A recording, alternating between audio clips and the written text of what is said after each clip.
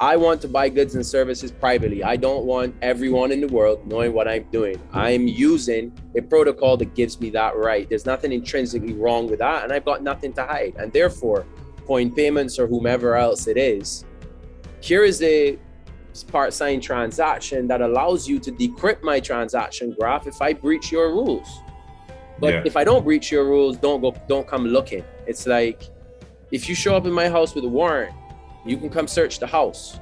But if you don't have a warrant, get off my property.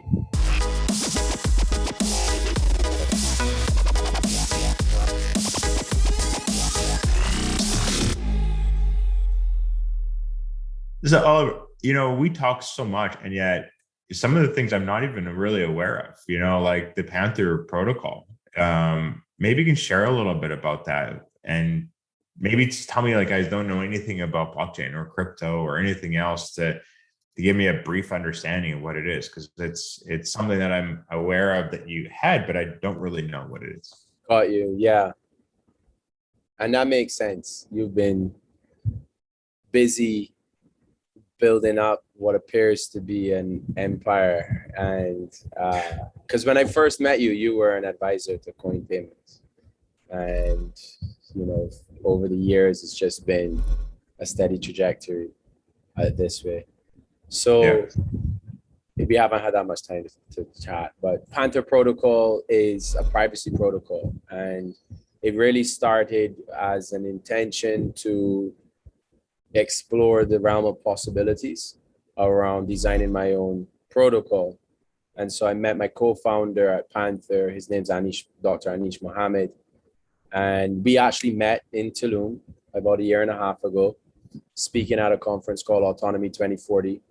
I was really trying to figure out how production-ready homomorphic encryption was for credit data. And so I started having a conversation with Anish. And for those who don't know, homomorphic encryption is a form of encryption which allows you to manipulate data without decrypting it. And so in that sense, it's a privacy technology. So you can utilize information without actually having to take ownership of that data. And so I was exploring the space and the possibilities with Anish, who's a subject matter expert, to understand whether it would be applicable to solve global consumer credit problems and the tragedy of the commons, which is that all of this valuable data is held in silos by jealous banks and financial institutions. But if they shared it, everyone could have access to more affordable credit. And in any event, I found his mind to be fascinating, and he obviously knew what he was talking about. So 6 months later, which would be about June of last year, 2020, we started discussing the concept of building a protocol. And I've been an architect of central bank digital currencies and a hyperledger implementation of CBDCs, but never have I had the opportunity to actually take my creative energies and apply them to building a blockchain, a public blockchain. And that has been because I haven't had the technical resources to turn concept into reality. Where do you see this sort of interacting with the regulatory frameworks, right? Because obviously something we deal with regularly in regulation conversations is, are you supporting privacy coins? Are you, the Moneros and different things? And are you allowing for these transactions to go through without collecting this data? But it actually sounds like Panther would support organizations that need to regulate and be regulated, and also be able to have some of that data still available, meanwhile having some of the privacy elements that individuals want to have in the space too. Is that a positive assessment? Like, is that something that you've considered? 100%. I mean, I very much consider, when you're building privacy technology to facilitate transfer of value, essentially a financial transaction through a decentralized protocol, there's major considerations around how that fits into the world at scale, but there are also personal considerations around my own freedoms. And of course, I've worked with regulators over the last decade quite often and advised them. Sometimes told them what they don't want to hear, but it was the truth nonetheless. And that's ended up being useful. And so maybe what regulators don't want to hear, but is the truth nonetheless, is that the paradigm that blockchain technologies enabled continues to shift the scales, and that it's necessary to reimagine what, for example, an effective compliance regime looks like. So, I mean, here are the stats. For every $99 of every $100 spent on compliance globally, there is a 1% success rate, or $1 success rate. So for every $100 which transaction monitoring or compliance program is trying to flag and be aware of, right, to submit a SAR or suspicious activity report or what have you, they spend $99 trying to or they want to catch of the $100, they want to catch 100, and they catch $1. And when you assess, so it's 1% effective, and then when you assess the cost of implementing the regime, it's 99% inefficient. So in other words, if you spend this much more enforcing compliance, it becomes a loss-making exercise in terms of effectiveness versus cost. So we're at the limit. From a regulatory perspective, it can't get any worse. That's the bottom line. Now, there are technologies that make it much easier for the compliance regime to improve. And contrary to what might appear to be the case at first glance, privacy technologies are at the core of the future of the global compliance framework.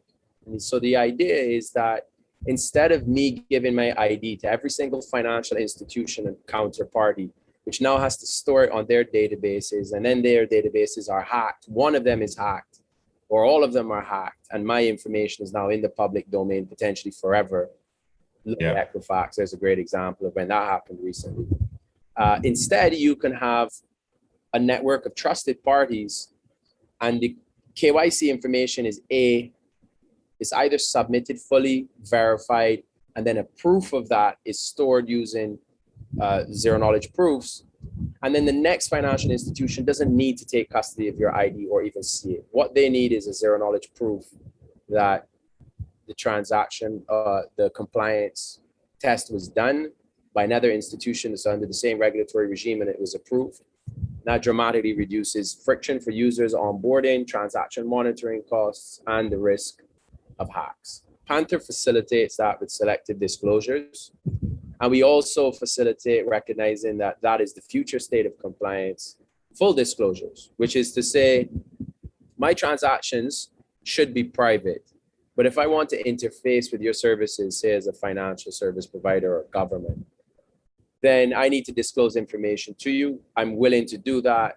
I will disclose my transaction history to you, but not to the rest of the world.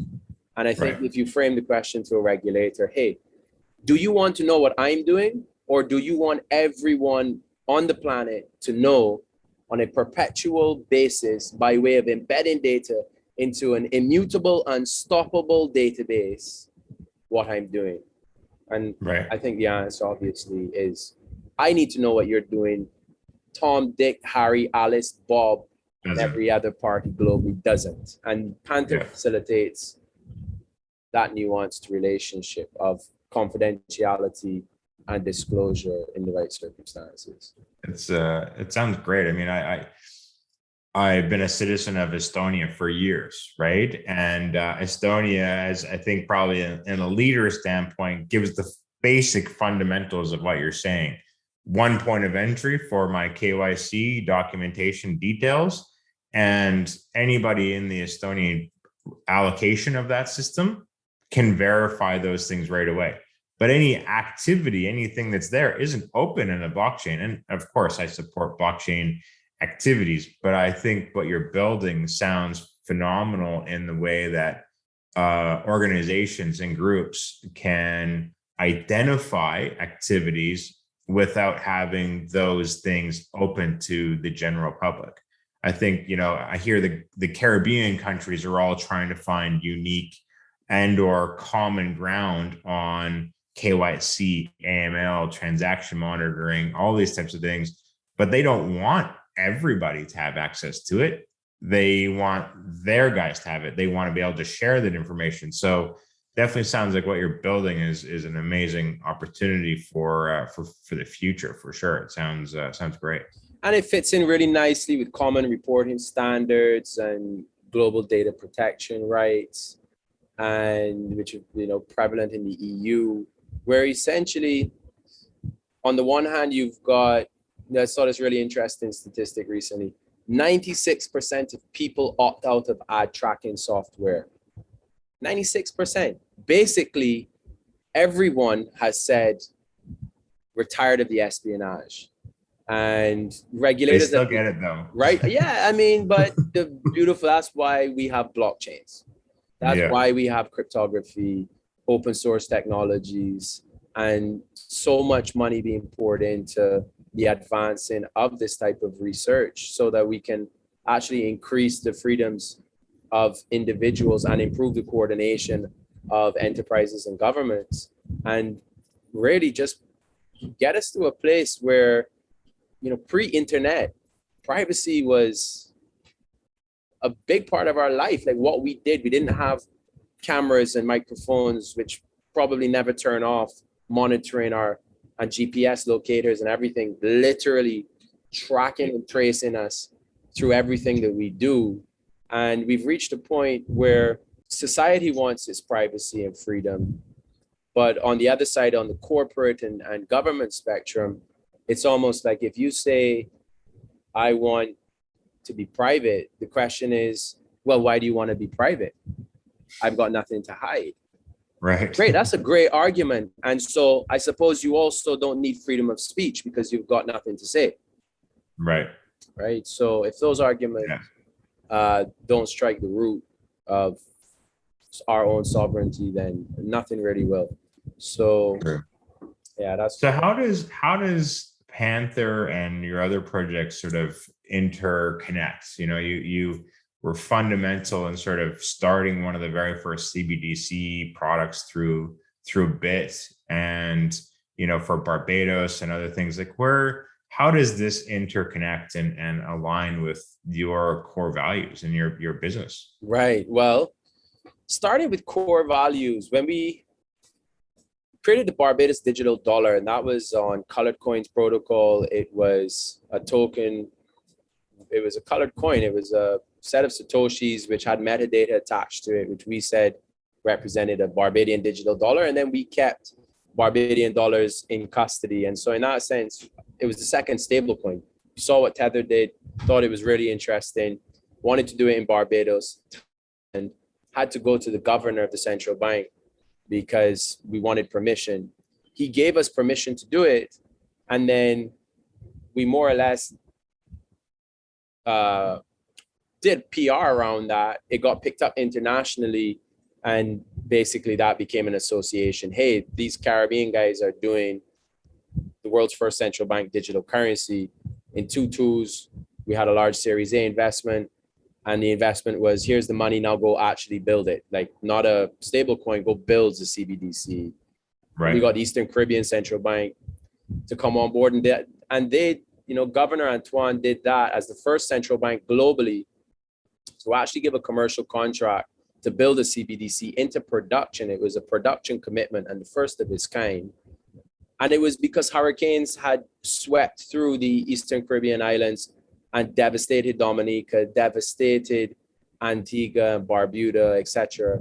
And I remember he did a speech and said, if the Caribbean wants to catch up to the rest of the world, we're going to have to take risks.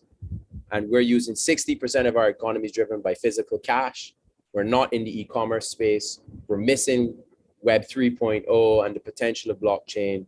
We are going to do digital dollars. And so that was sort of the journey to get in there to that first CBDC. I don't like the implementation. We didn't say, hey, let's build a central bank digital currency and put all the keys in the custody of the central bank and then facilitate on and off switches so that you can freeze people's money arbitrarily if you so decide, and take all cash out of circulation. That wasn't the vision. I hope it's not the vision. I'm not active in the management of Bitt these days. The vision was we need a digital bearer instrument where the user owns it and it's a substitute for cash. But cash is very important. You put it in your pocket, it's private, it can go with you anywhere, it cannot be seized. And in many economies, it is the foundation that keeps that economy turning over, like Caribbean nations, many African nations, Latin American nations, etc., where that's the function. And so that was what we wanted to build, is not really what they're building. What they're more building is like a payment system that can interoperate and use smart contracts. And I still think it's a great technology and revolution. But from a surveillance perspective and a freedom perspective, it's the opposite side of the spectrum to where I think it should be. And it's very dangerous if you have CBDCs from a surveillance perspective plugging into everything, because now you've got zero privacy.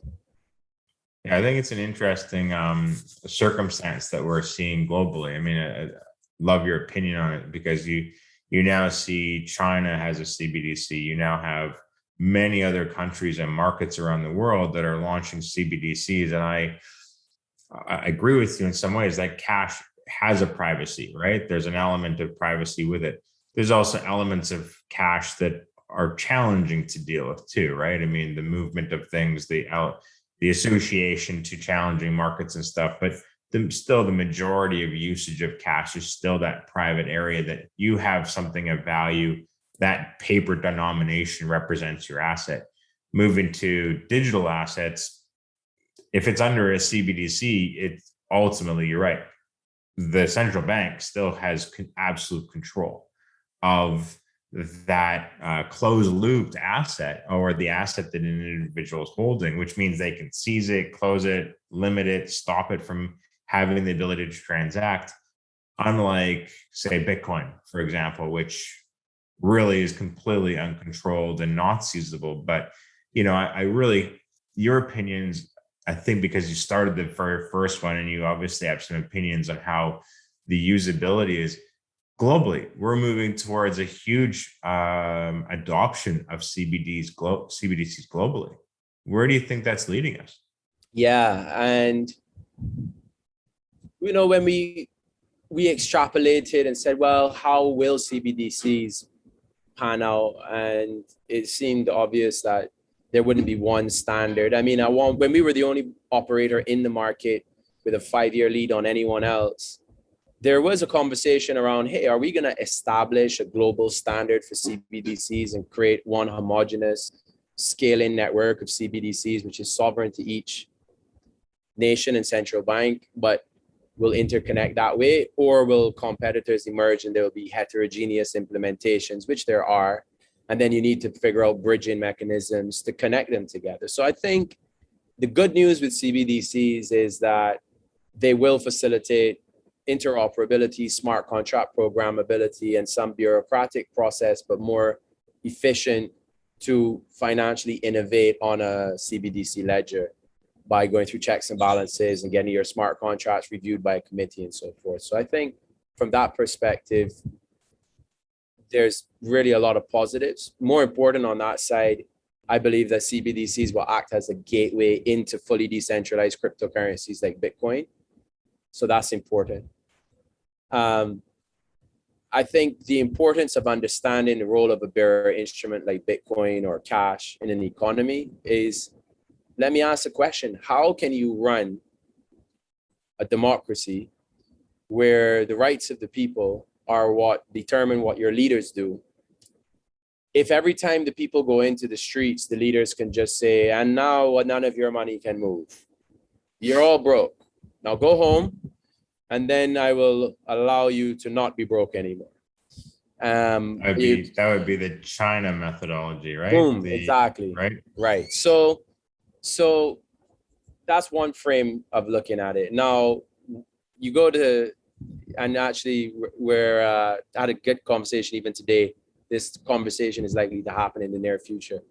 You go to the Chinese authorities and you say, what do you think about private money and privacy for financial transactions in China? And they're going to go, absolutely no. No way. We've got people exactly where we want them. We track it all. We've got backdoors and everything. We own all the hardware, all the 5G infrastructure. Everything's got a backdoor. We've got a credit rating system. The economy's growing. This is how we want it. Get out of town. We're doing it this way. And then all you have to do is slightly shift the framing. How do you feel about the rest of the world knowing that you as a sovereign nation, how do you feel about them knowing everything that you do in your financial ecosystem because you're using public blockchains? They say no. And they say, absolutely not. Privacy is essential. It is our right to have privacy. And that's the thing about it is privacy is always a bad word unless it's yours. And then it's a good word. And so we do collaborate. We started a discussion between Panther and Bitt around private CBDCs and how to actually balance this thing of, look, users should be able to have privacy, but you can have zero knowledge proofs that certain conditions have been met, where those conditions might be you've broken the law, you breached the travel rule, you're layering transactions, you're conducting transactions with a known counterparty that is engaged in illegal activities. And these thresholds can all be triggered using zero knowledge proofs, which essentially will say, hey, this user has done something that's breached the threshold. Here's a flag. We can prove that they've done it. You still don't know how much they sent, who they sent it to, etc. It's still private. And then you can have an escalation system. And that system can be systematic and rules driven so that it's not arbitrary, and it can be permissioned so that it can't be a single, one entity in one government department decides that he wants to decrypt your transaction history and see everything you've done. So you can still have consensus on a permission basis, on a multi-department basis, to be able to actually unveil the privacy.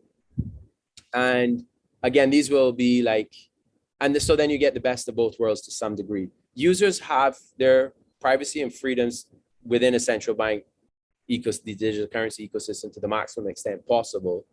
And governments still have the ability to prove and verify that illicit activity is taking place and then do a deeper investigation, meeting certain permissions along the way. And so, kind of sounds like we should be implementing this into COINPAYMENTS as a platform just for our own activities, so we don't have to manually oversee and depend on our transaction monitoring. Probably also some exchanges and other platforms that are out there too. It'd be beneficial to have activity-based rules rather than sort of flagging rules.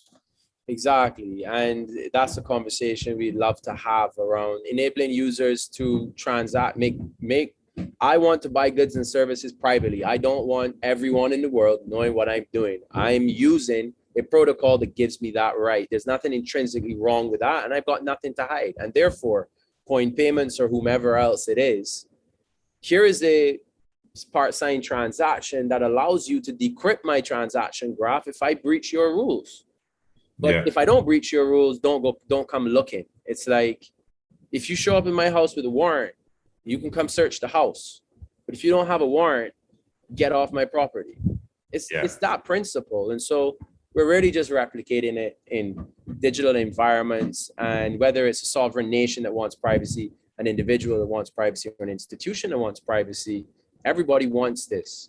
And there are economic reasons that, erosion of alpha is one, and erosion of freedoms is another, and geopolitical might and espionage is another. And so at the end of the day, I think it's very important that we get the conversation back onto a level playing field.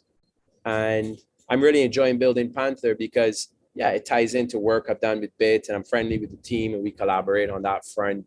We're doing advanced security work with firms in Europe and the US. We're doing work with telecommunications groups around private deployments of telecommunications infrastructure. And it's like privacy is a property that can be imbued into anything. So there's really no room that we don't fit into the conversation. Or credit scores through a platform like Elemental, which is the platform that, you know, for those who don't know, it's a platform we're building to enable affordable consumer loans. So, you know, why not have a private, decentralized Web3 credit scoring agency where you get the score, but you keep the data? And again, this is all like, you go to Europe and this is happening. You can pull up the act and read it, look up GDPR. Users own the data, not the institutions. Users can request the data. Users can request the data deleted. Users can request to see what you've done with the data. Users can request to see who you've shared the data with. Yeah. So I can literally go in Europe, I can go to any institution and say, send me my records. I want to know where my data is. I want the data, give it back to me. I want to know who you've sent it to. And when you've done all of that, delete it. And they have to. That's the world that we should live in. And I'm confident that it's going to propagate. Things are moving that way everywhere. For so, sure. Yeah. So today, you're so busy. You've mentioned Bitt, you've mentioned Panther, you've mentioned Elemental, which honestly, it's one of the things is actually a really exciting project that we've talked a lot about in the past. What about BaseTwo? You have sort of an investment model of things as well. So share what BaseTwo is a little bit. Yeah. So my first ICO was Mastercoin, which was the first ICO. And then my second was Ethereum. And I think the rest really has been history. I did a lot of investing into private sales and small cap cryptos and established cryptos like Bitcoin from day one. And I think that's been, but it absolutely has been transformative for my ability to essentially build and sustain these multiple entrepreneurial ventures. And I formalized that framework in late 2017. It was taking up so much of my time managing investments, finding opportunities, making them, that I set up a fund and said, look, I'm going to create our own fund called BaseTwo, which is a Cayman-based master feeder fund, etc. And we're going to do it for two reasons. One is institutions are going to want a well risk managed investment vehicle for digital assets that gives them diversification and upside in bull, bear, and sideways market conditions, and exposure to, you know, multi-strat type of vehicle. So that's the first reason. And the second reason was I want to build a company so I can capture my time back, because I'm spending so much time on research, trade execution, and then reporting and reconciliation and accounting and all of that stuff. So those were the two reasons. One was recapture my time, and the other is build a vehicle for institutional and family office investment. So BaseTwo has been running since 2018. It was set up early 2018, and we've done very well. We did very well last year. We've done well this year as well. The year is not finished, but the market's looking really good. I think we're going to see a continuation of the bull market. It's awesome to hear about the successes you have. You know, it's interesting because our conversation today reminds me of some of the conversations I've had recently with regards to, I guess people say, well, what's crypto and crypto industry? And they associate essentially all the things you're doing all in the same loop. It's really not, right? The investment model, at least how you're presenting it, the investment model is a separate part of crypto, right? Correct me if I'm wrong, but you know, this is how I look at the industry is you have technology, right? Panther is a technology. It's a protocol. It's creating innovation concepts and supporting many industries, whether it's, like I said, shipping, ID, technology, payments, ID, you know, there's so many different areas within the technology side. You then have Bitt, who's creating fundamental things that are supporting financial institutions, banks, systems. You then have BaseTwo, which is really about investing, speculating, looking at how to market, but also supporting, where I come from, a lot of the crowdfunding space is about supporting entrepreneurial projects, right? So Yeah. it's exciting for me. And the reason I love talking to you so much is that we have so many commonalities. I look at the crypto space as tons of different markets, not, oh, I work in the crypto space. Yeah. Well, what does that mean? That's like saying you And work in the internet. Oh, I work in the internet. I work in, Oh, really? Well, very good. Exactly. And cryptocurrency isn't cryptocurrency, right? You have a crypto product, you have a blockchain product, you have all of the infrastructure and systems in that. And before this call, I was on a 2-hour compliance call with lawyers and different people, and they're like, well, you know what the SEC says today, right? And I'm like, yeah, but that is one little small piece of the entire space in the industry. And you can't loop in what one regulator says with regards to blockchain that things like, FedEx is using. Yeah. That there is a token, there is an item on this, that every single time there's a transaction or a movement, there's an item ID. It's like software used to be many years ago. There was an identification that was related to where it was made, who made it, what software, what was the exact time it came off the system. And that's technically what crypto and blockchain is doing together. But it's not, you can't loop it all into, oh, you're in the crypto market, you're in the you do cryptocurrency. Yeah. I do that all the time. Yeah. And then I think most people go, oh, you're in the crypto market. And then their mind goes, Bitcoin, Dogecoin, maybe Cardano. And then, oh, that's what you do. And then they think, oh, so you buy on Robinhood or something like that. And I mean, but word to the SEC and whatever anyone thinks about what the SEC thinks. Of the top 15 protocols by market cap, only one of them is based in the US, Ripple, which is, of course, facing a huge action through the SEC right now. And so well done. Congratulations. The United States of America has overregulated and pushed the 15 most valuable protocols, all of which have a fairly good shot of reaching $1 trillion market caps with this industry. Yeah. So, I mean, well done. Keep it up, get real. So, you get a legal opinion on what the US thinks, because that's going to be the most repressive, oppressive, and worst case scenario.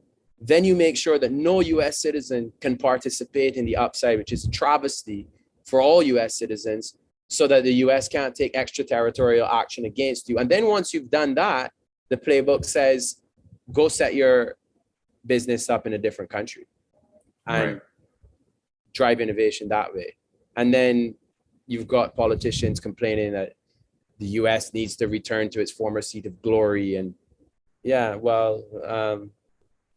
invite me into the room and I'll give the SEC an opinion on, on that topic. Where do you see it? Where do you see it going? I mean, there's change, as you know, changes are happening every day, every week. But where do you see things happening? Where do you really see it? I think there are pretty good indications as to where it can go. And then there's an obvious overreach of authority, which is being attempted. And it's just disgusting when these bills get proposed and you see things like mandating that every self-sovereign wallet complies with things like the travel rule, and essentially attempts to make the individual responsible for compliance reporting and make any entity that interacts with an individual's wallet responsible for compliance reporting on them, which just, that's insane. I mean, it's economically insane, and you could just map it and you go, right, if that's like a business model that says we're going to spend $1,000 and we're going to make $1,000 in revenue, and then we're going to spend $10,000 in costs, and we have no growth strategy. That's basically the business model that regulators are proposing by way of their legislation in some cases.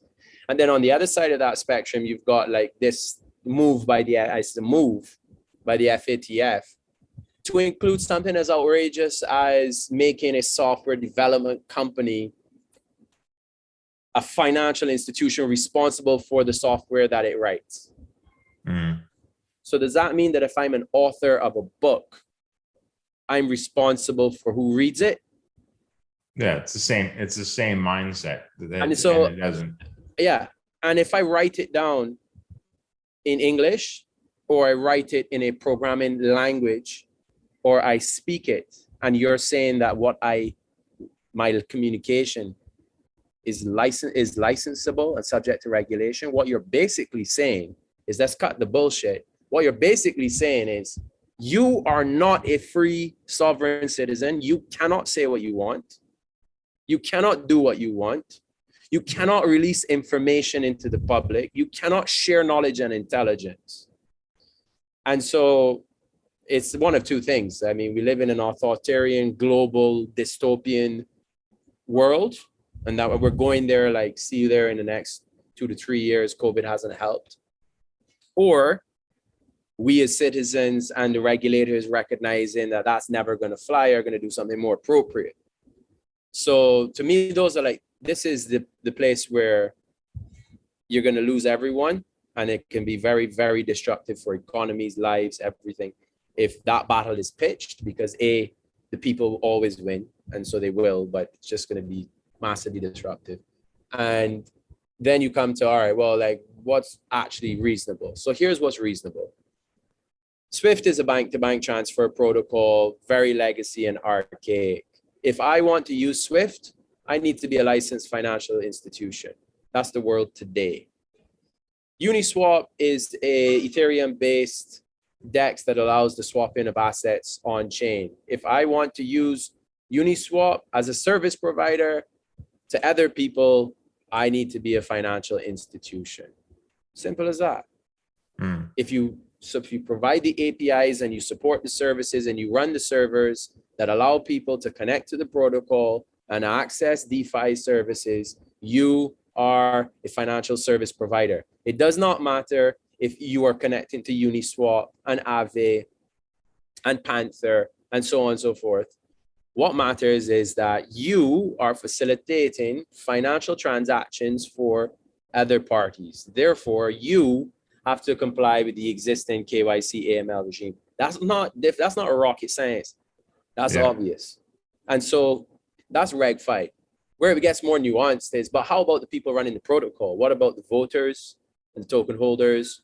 What about the validator nodes and so forth? And that is interesting, because it seems that the approach that the SEC is taking is one of a spectrum of decentralization. So Ethereum is decentralized enough today that it's not considered a security, but at some prior stage, it was launched early enough that it didn't happen, but it would have been. So there is this concept that a protocol can decentralize itself sufficiently. And I think that's important, and it reinforces the need to decentralize. And then you've got, on the other side of the spectrum, things like DAOs under Wyoming laws. Like, if you want to start a DAO, I have some advice for you. Do not go to Wyoming, because why would you do that? A, the legislation sucks, and B, why would you even position a DAO as being an entity subject to one jurisdiction? It is a decentralized autonomous organization. If all of my nodes are scattered around the world, why would I subject myself or even entertain the discussion of one entity, one legal jurisdiction taking responsibility for the activity of the protocol? And the final point I'd make on that, and this is an interesting one, is miner extracted value attacks. This thing where the miners are choosing transactions, cherry picking them from a public mempool to decide which ones goes in the block, actually makes them more like a payment processor than they would like to be, because they are not passively receiving blocks and just providing an infrastructure function. And the argument they have made is, we are not a financial service provider. We just provide a service. We don't liaise between sender and receiver. We don't step in between these transactions. We just receive, print, publish. And you know how you solve that problem? By making the mempool private and saying, I don't know what's going through. All I do is provide infrastructure. So Yeah. look, I don't care how you slice this cake. At the heart of it is freedom and sovereignty. And I'm very happy that in my own journey as an entrepreneur, I've reached a place where I'm clear on where my values are aligned. And my values are aligned to freedom, fairness, sovereignty.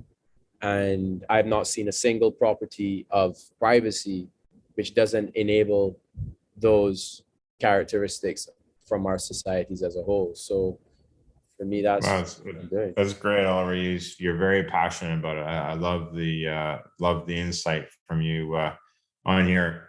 On a personal note, you're a musician, yeah? Yeah. Why don't I get to hear you? What's going on? Well, I put out a music video about a month ago called Sail the Coast. My artist name is Really? yeah, Olii is the artist name. Sail the Coast, put out the video. It was a lot of fun. And actually, I'll be putting another lyrics video out for another song off of the same album, which is not yet released. If I do it before Saturday, then it would be, you know, in the next couple of days. But failing that, it will be when I come out of the silent retreat. And so, yeah, you know, I stopped doing music for years. Building startups and that entrepreneurial journey, to put it lightly, is extremely difficult. And I mean, some people are blessed that it's not. I could certainly say my journey in entrepreneurship was the making of the man, so to speak. And so I didn't do music for years, but what came out the other side was a ton of content and clarity on what's important to me. And so I express that through my music, and I use music as a platform to communicate with people and connect and to unwind. It's like a diary or a journal. And I think ultimately creation of music comes from the same place that creation of a company comes from. It's an act of pulling something out of the ether. And you got to be open to do that. So I'm very happy that I've found that, again, like thread of connectivity to the different things that I do. And that's great to hear. It's a lot of balance I hear from you, you know, finding that balance for you. It's I look forward to hearing from you on that and sharing that. I'm not a musician by any ways. I mean, perhaps I am when it comes to business, but right. I don't produce so-called music and or have that talent, but I definitely appreciate it. So I hope you can share that with me. Yeah, definitely. I will, man. And yeah, it's interesting you say maybe you're a musician of business, because it is a bit like playing an orchestra, right? And you got to get some you got to create harmony.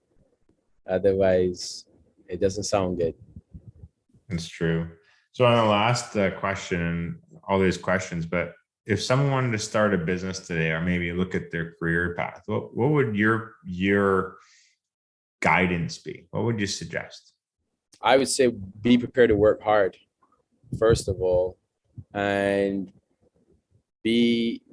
start by reprogramming this attitude around what's easy and what's difficult. Don't think about doing what you're going to do what you're going to do. Don't think that you don't have the time to do it. Just work the extra hours. You've got tons of free hours in a day that could be spent working towards my third point, which is your dream. Like, make it a dream, find purpose and meaning in it. Sit down and come up with understand your personal constitution, define it, discover that, then create a business which aligns to that in concept. Then you'll be passionate about it. If you're not passionate, you're not going to be able to put in the work. And you will put in a lot of work, but don't tell yourself that the work is difficult. That makes it 5 times more difficult. tell yourself that the work is easy and go for it. So I guess purpose, mental framing,